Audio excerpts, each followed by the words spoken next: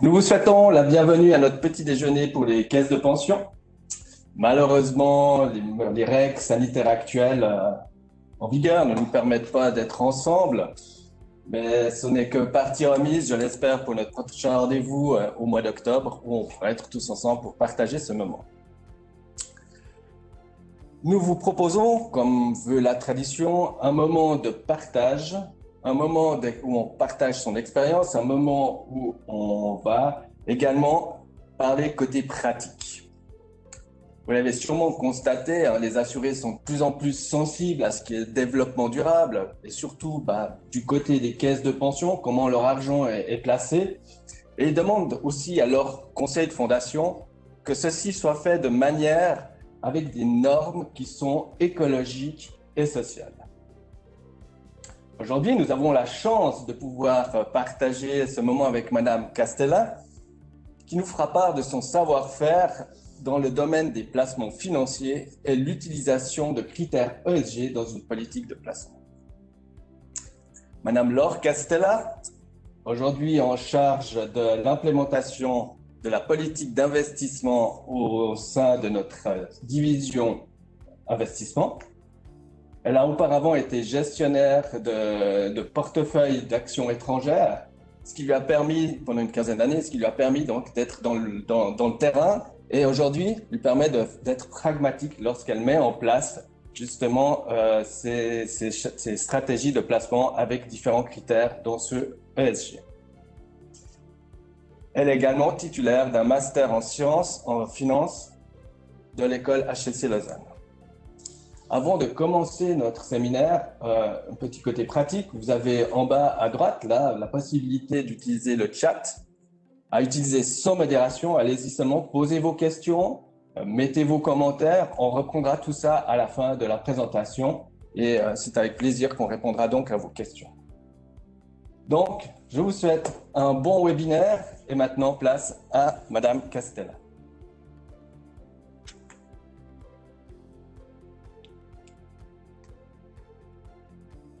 Bonjour tout le monde. Merci Olivier pour cette présentation. Donc, allons-y, le sujet est assez vaste. Perdons pas trop de temps. Commençons directement par notre présentation. Voilà. Juste avant de parler de l'expérience de retraite populaire, de ce qui a été mis en place, je voulais juste faire un petit résumé des contextes pour les caisses de pension en Suisse. Donc, pour moi, c'était important de savoir de quoi on parlait. On a beaucoup parlé du climat ces derniers temps.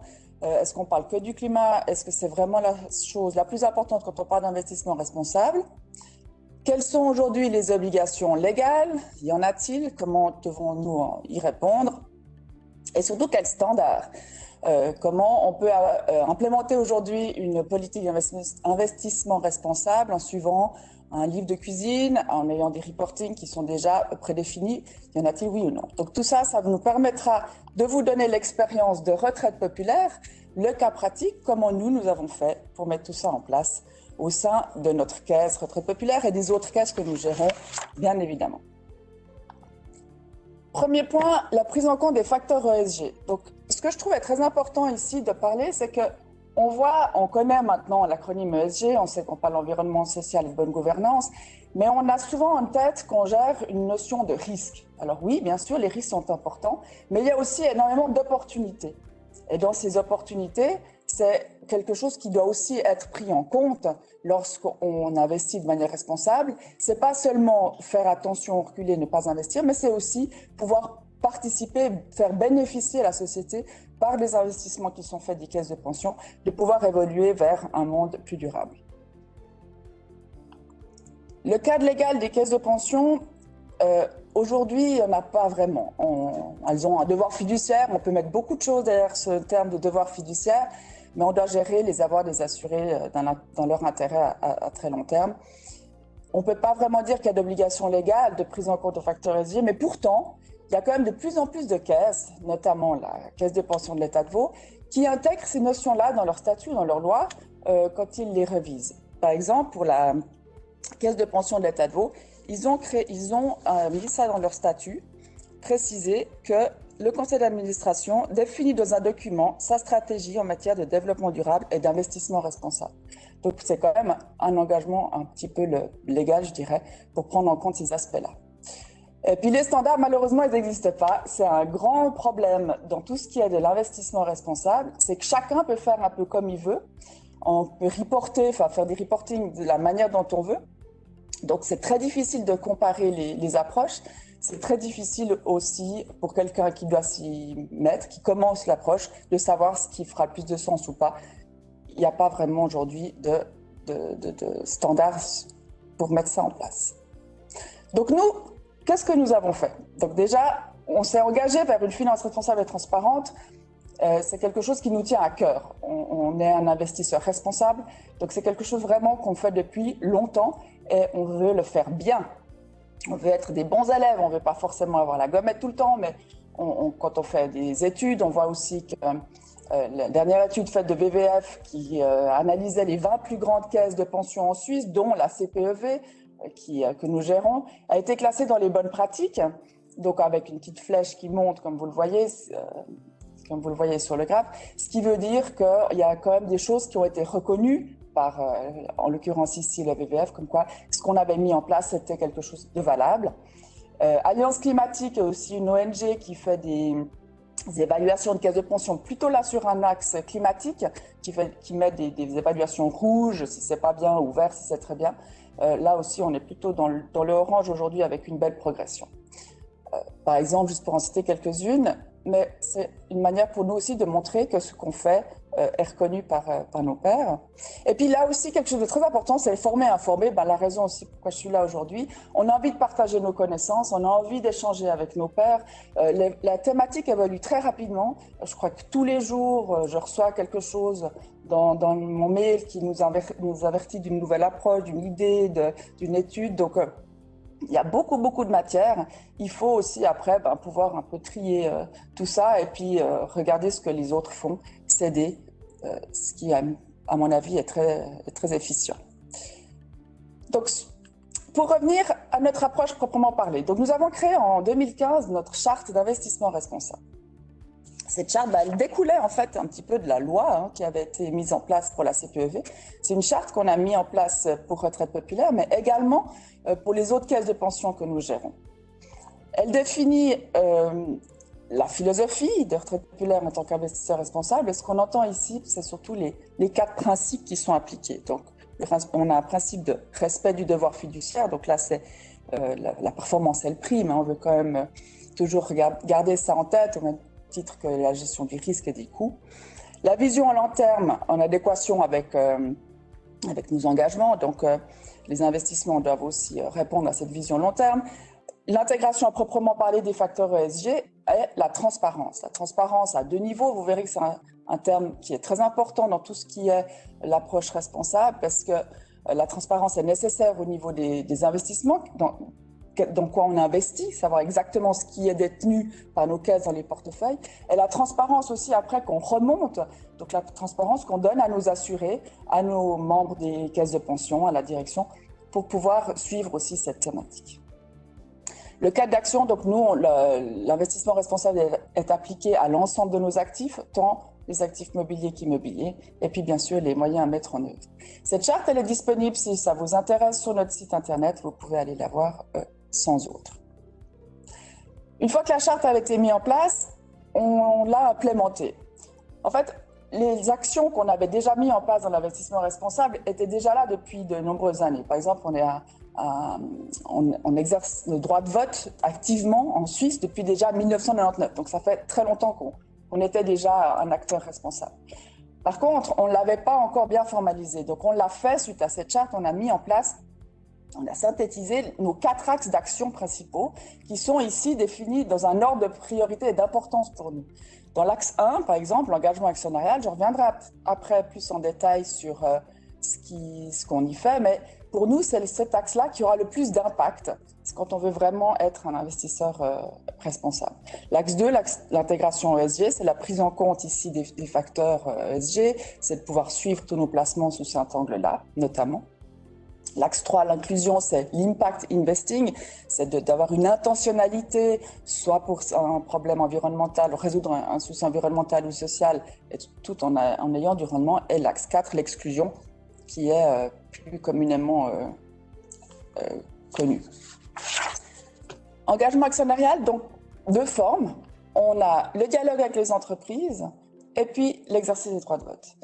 Le dialogue avec les entreprises, pour nous, c'est un outil très précieux, qui a vraiment un impact important, mais qui est quand même assez complexe. On ne peut pas comme ça, du jour au lendemain, débarquer chez Nestlé pour leur dire « Écoutez, moi, je trouve que vous polluez trop, il faudra faire quelque chose, les actionnaires ne sont pas contents. » Donc, on s'est associé, on s'est regroupé avec le pool d'Ethos Engagement Pool, qui regroupe des membres de caisses de pension, pour avoir un poids plus important. Et c'est eux qui vont faire les dialogues, soit en direct, soit en participant à des initiatives collectives. Par exemple, aujourd'hui, dans les EP suisses et les EP internationales, il y a deux pools pour aborder les questions qui sont liées au titre en Suisse ou à l'étranger. Il y a 264 milliards pour sous-gestion de regroupement des membres pour la Suisse et 182 milliards pour l'étranger. Donc on voit déjà qu'avec des sommes pareilles, on peut commencer à aborder les bonnes personnes pour les sujets qui nous préoccupent vraiment. L'autre axe, c'est le dialogue. Donc là aussi, comme je vous l'ai, les droits de vote, comme je vous l'ai dit, c'est mis en place chez nous maintenant depuis 1999 pour les actions suisses. Et l'année passée, on l'a développé aussi pour les actions internationales. On a décidé de voter aussi pour les 450 plus grandes sociétés.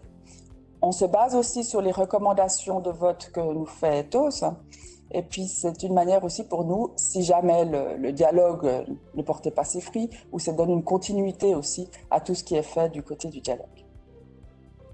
Un exemple, je vais vous parler d'une initiative collective, la Climate Action Sans Plus, que vous connaissez peut-être, puisque c'est, à mon sens, la plus grande initiative collective au monde aujourd'hui. Elle regroupe plus de 540 investisseurs institutionnels qui sont présents dans 28 pays. Et puis, à eux, dont nos avoirs, on représente plus de 52 000 milliards d'actifs sous gestion.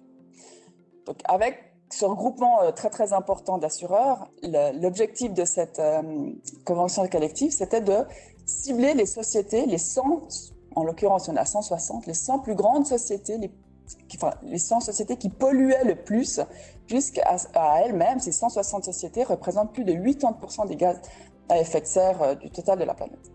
Donc l'idée, c'était de discuter avec ces sociétés pour qu'elles trouvent des solutions à cette problématique climatique, pour qu'elles s'engagent à réduire aussi cette empreinte carbone, et puis qu'elles fassent aussi des reporting, qu'elles nous fassent un suivi, qu'on puisse voir les résultats qui découlent de tous ces dialogues. Donc là, je vous ai pris l'exemple de BP. Donc BP, c'est une compagnie pétrolière, donc son core business, c'est d'aller prendre du pétrole et puis de le transformer, et puis de faire marcher les voitures, etc.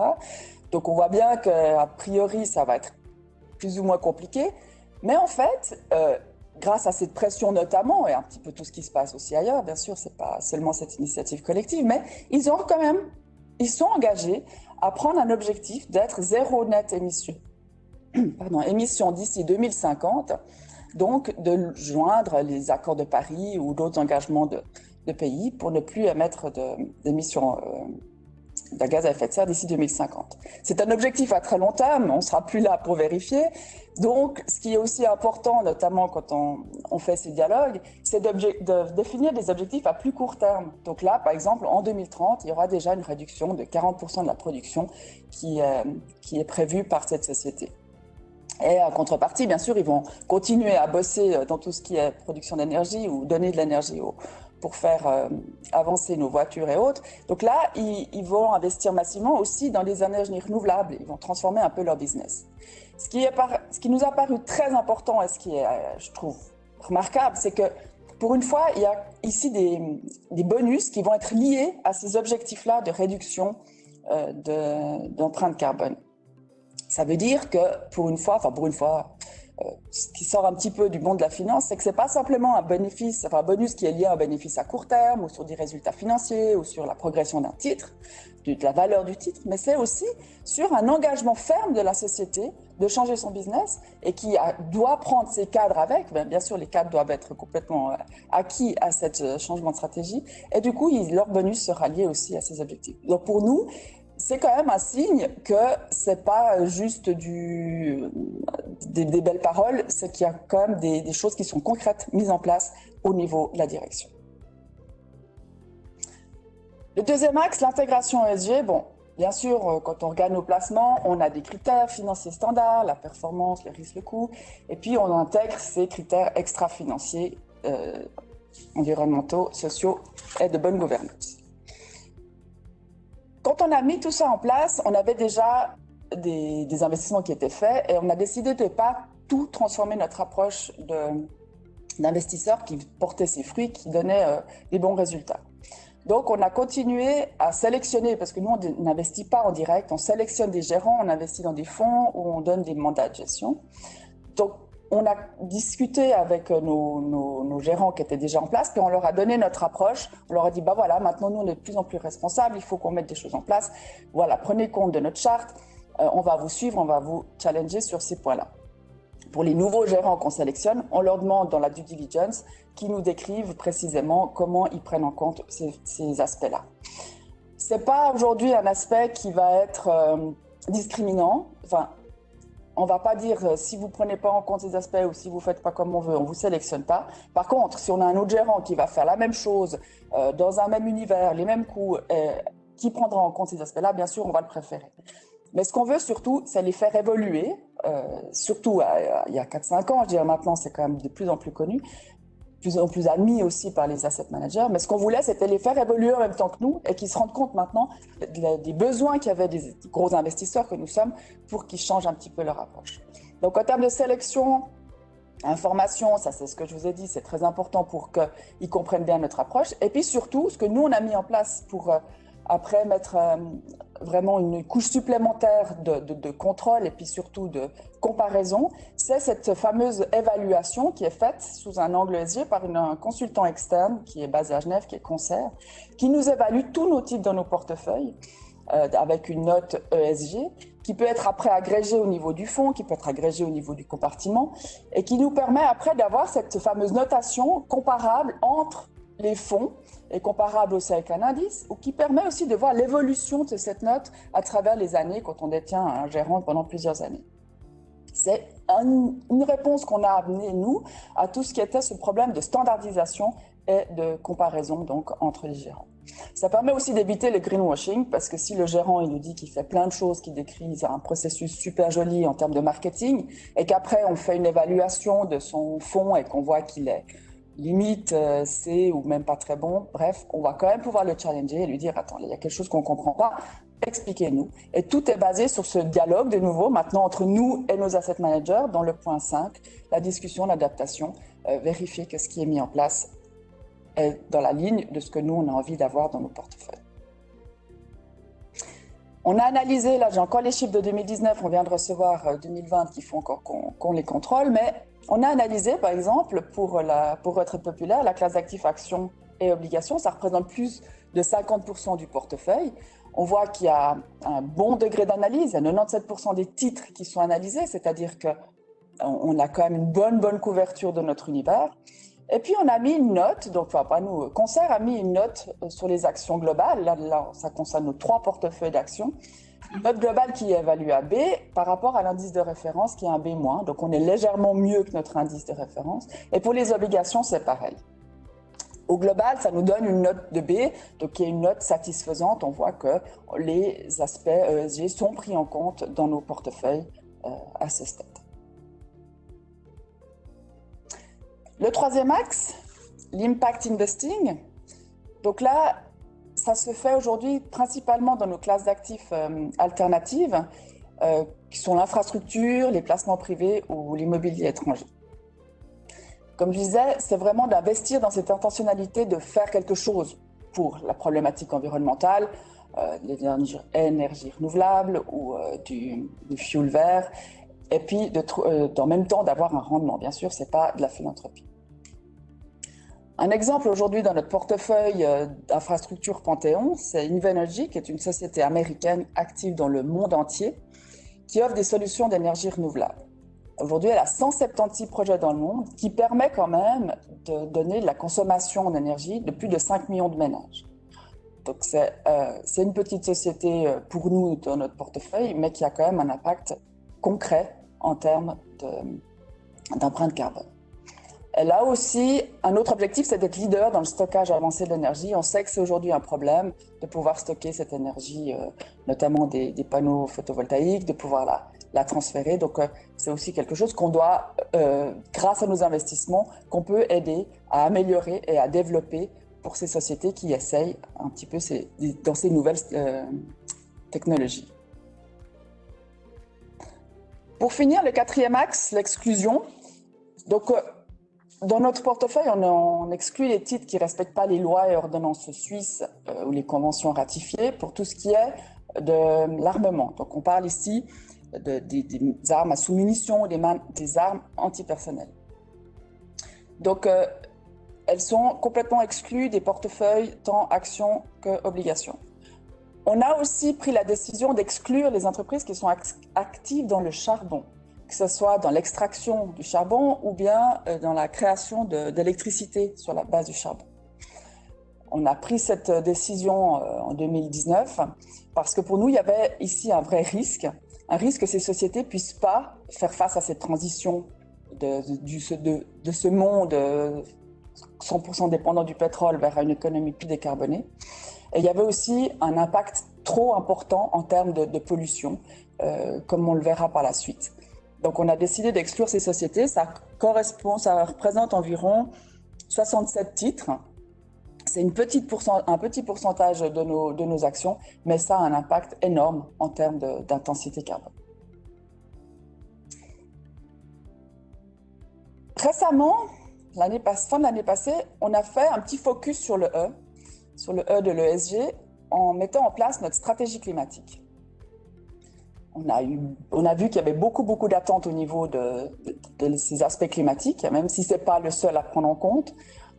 On a décidé de mettre quand même notre stratégie climatique en place en prenant en compte ces différents éléments qui sont de nouveau essentiels, donc la transparence des investissements, une certaine standardisation et utilisation des mesures disponibles qui seront utiles et qui sont parlantes, je dirais.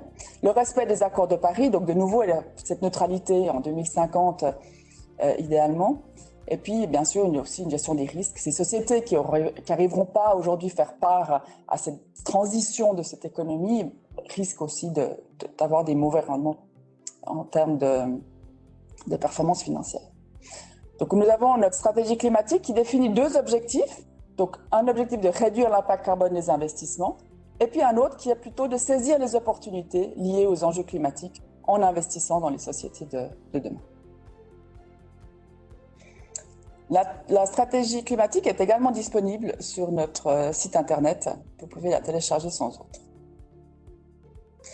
Donc, le grand objectif, la neutralité carbone des investissements immobiliers d'ici à 2050, et puis en même temps, on a fait un objectif aussi pour l'immobilier, une réduction significative des émissions de CO2. Nous nous sommes concentrés dans un premier temps sur ces deux classes d'actifs, donc les actions étrangères des marchés développés et puis l'immobilier en Suisse détenu en direct. Comme je vous l'ai dit avant pour l'exemple BP, donc l'objectif en 2050, c'est très bien, moi je ne serai plus là non plus pour le vérifier. On a dû définir des objectifs à plus court terme. Donc, on s'est concentré sur l'intensité carbone comme étant notre indicateur pour pouvoir vérifier la décarbonisation de notre portefeuille. On a mis comme objectif de réduire de 50% notre intensité carbone en 2025 à 80% en 2030 pour arriver à 100% de réduction en 2050. Comment on va faire ça? Donc, de nouveau, on va reprendre, là je vous parle de Cody Placement Immobilier, on va reprendre nos 4 axes. Il y a des actions qui sont entreprises dans ces 4 axes pour pouvoir atteindre ces objectifs-là. Dans l'axe 1, on l'a vu, c'était l'engagement actionnarial. la participation à l'initiative collective Climate Action 100+, va nous permettre aussi, grâce à la décarbonisation des sociétés, de diminuer globalement la carbonisation de notre portefeuille, mais surtout l'émission des gaz à effet de serre dans le monde, donc va être un bien pour la planète. Dans l'axe 2, l'intégration ESG, on va évaluer, au même titre que d'autres facteurs ESG, toutes ces données qui sont liées au climat pour tous nos titres, donc toutes ces empreintes carbone des sociétés détenues, pour voir aussi comment le portefeuille évolue, avoir cette transparence qui est absolument nécessaire pour pouvoir mener à bien toute notre stratégie climatique. Dans l'axe 3, c'est l'investissement, là, proprement parlé, dans notamment les infrastructures, comme je vous l'ai montré. Aujourd'hui, il y a 20% des projets d'infrastructures qui sont orientés vers des énergies renouvelables, donc qui sont faits pour aller dans le sens de notre stratégie climatique. Et le dernier axe, c'est l'exclusion. Donc, je vous ai déjà dit qu'on avait exclu le charbon des portefeuilles actions. 100% des portefeuilles actions, c'est partiellement mis en place pour les portefeuilles obligataires. Le fait d'avoir exclu ces quelques sociétés nous a quand même permis de réduire l'intensité carbone en 2019 déjà de 30%. Donc c'était énorme. C'est quelque chose qu'on ne pourra pas refaire en désinvestissant d'autres secteurs. C'est clair que c'était vraiment l'impact le ratio le plus important en termes de nombre de titres ou poids dans l'indice, petites sociétés qui sont tellement polluantes que ça diminue drastiquement l'intensité carbone de notre portefeuille. Voilà, j'en ai fini. Ça reste une présentation qui reste assez vague. Si vous voulez aller voir plus de détails, nous avons essayé de faire nous avons réussi de faire un gros effort en termes de communication pour mettre tout ce qui est développé chez nous à jour dans notre site internet. On donne plus d'informations sur les sites. On a envie que ça soit le plus transparent possible, comme je vous l'ai dit, parce que c'est aussi la seule manière qu'on a pour nous assurer, pour nos parties prenantes, de suivre réellement ce qui a été fait. Donc, les informations sont à jour et puis régulièrement, quand on a une nouvelle action qui est faite, nous mettons souvent une petite newsletter où nous informons nos assurés par ce biais-là. Donc, je vous invite à aller voir sur notre site si vous avez envie de creuser un peu le sujet. Voilà. Je vais laisser la place aux questions. Olivier, est-ce qu'on a des questions?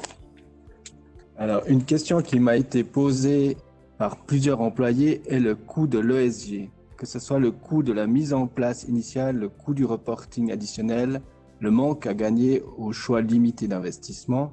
Est-ce qu'il existe des études sur le sujet? Est-ce que certaines stratégies sont plus supportables que d'autres? Alors, il y a plusieurs questions. Il y a plusieurs questions. Alors, ce que j'entends, c'est coût et performance. Donc, bien sûr, le fait de mettre en place une stratégie d'investissement a un coût. Pour nous, c'est un coût, je dirais, marginal parce qu'on gère beaucoup de caisses. Donc, on a une approche commune pour toutes ces caisses. Donc, les coûts peuvent être aussi partagés. C'est clair que quand on travaille avec des consultants, il faut les payer. Quand on fait des analyses de nos portefeuilles, il faut aussi les payer. Quand on fait du dialogue, on doit aussi payer notre prestataire. Donc, il y a quelques coûts. Mais ce n'est pas des coûts qui sont significatifs. Dans notre approche, en tout cas pas. Quand on parle de rendement, il y avait cette idée à la base, qui a été, je crois, même vérifiée, c'est qu'au début de l'investissement responsable, les stratégies utilisées étaient souvent des stratégies d'exclusion. Donc, si on exclut un pan entier, un secteur entier d'activité, c'est clair qu'à un moment donné, on peut avoir un décalage en termes de performance par rapport à un indice standard qui est mieux investi, plus diversifié.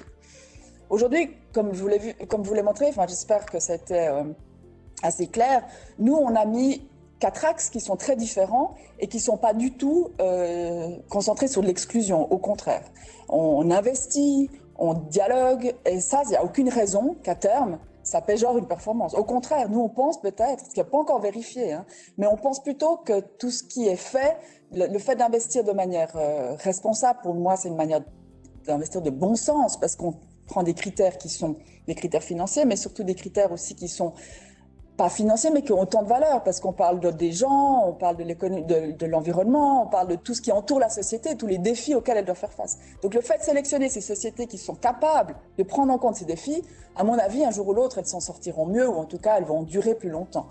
Donc, il n'y a plus aujourd'hui de lien entre une approche durable et forcément une perte de rendement.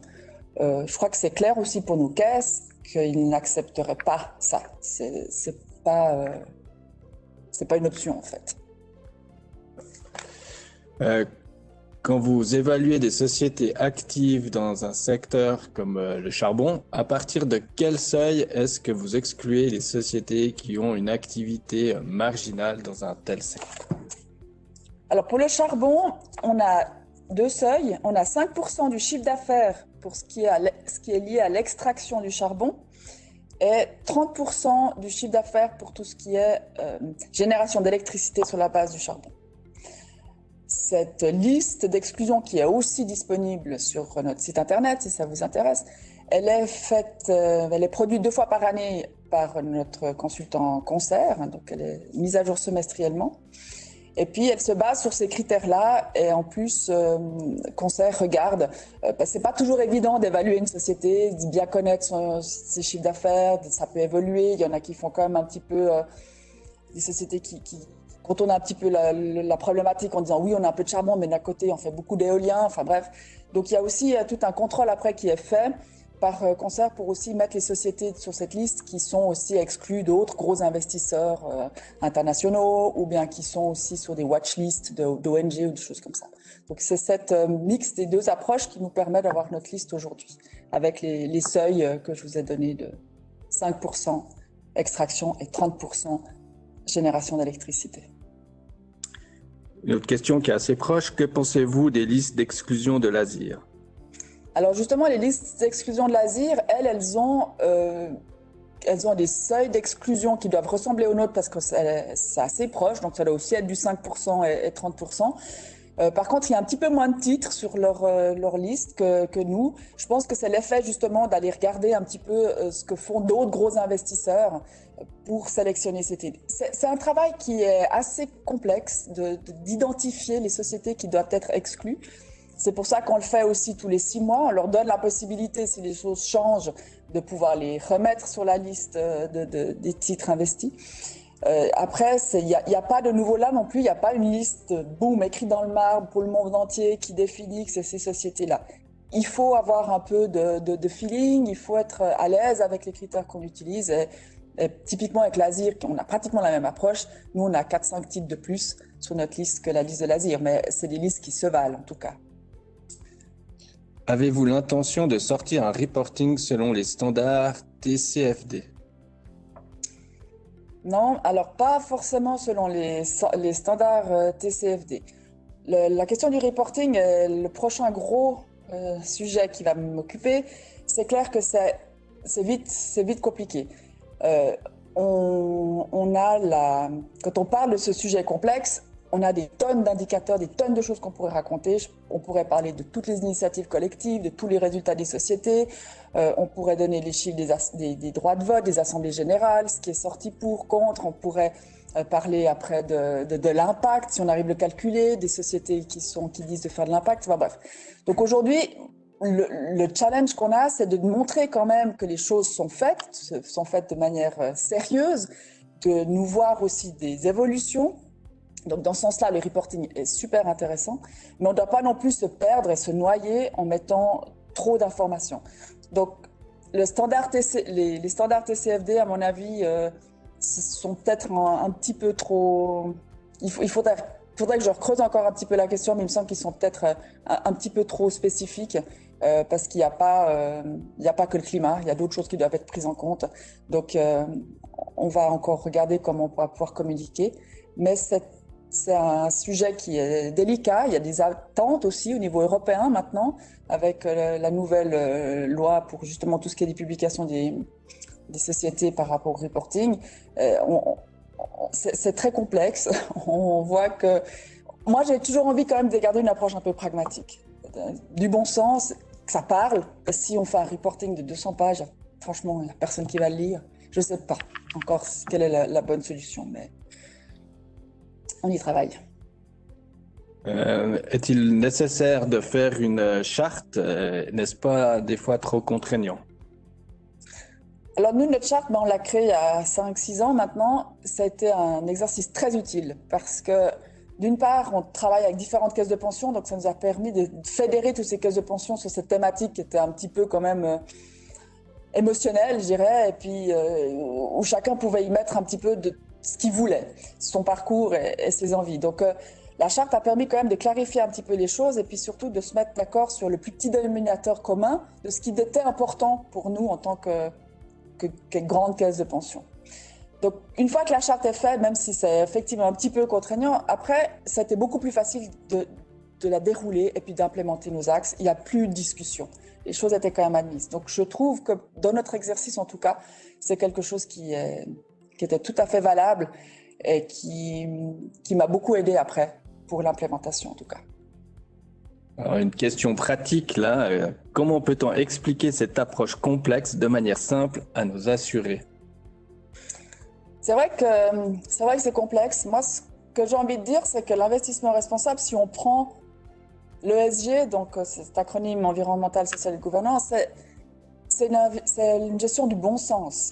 Parce que ces sociétés-là, quand on investit, ce ne sont pas seulement des ratios financiers, ce ne sont pas seulement des bilans. Derrière, il y a des gens. Est-ce qu'ils travaillent? Est-ce qu'ils sont heureux? Est-ce qu'ils sont bien traités? Est-ce que les fournisseurs aussi sont traités de manière correcte? Il y a l'environnement, il y a le climat, donc il y a aussi la pollution, comment la société est gérée. Donc tous ces aspects-là font partie de la société même. Donc de pas du tout les regarder et de dire on se concentre que sur les chiffres, sur les ventes, sur les projets, moi je trouve réducteur. Et il y a tout un pan de la société qu'on rate, qui peut jouer un rôle important et qui va aussi jouer un rôle important s'il est bien gouverné, une bonne gouvernance.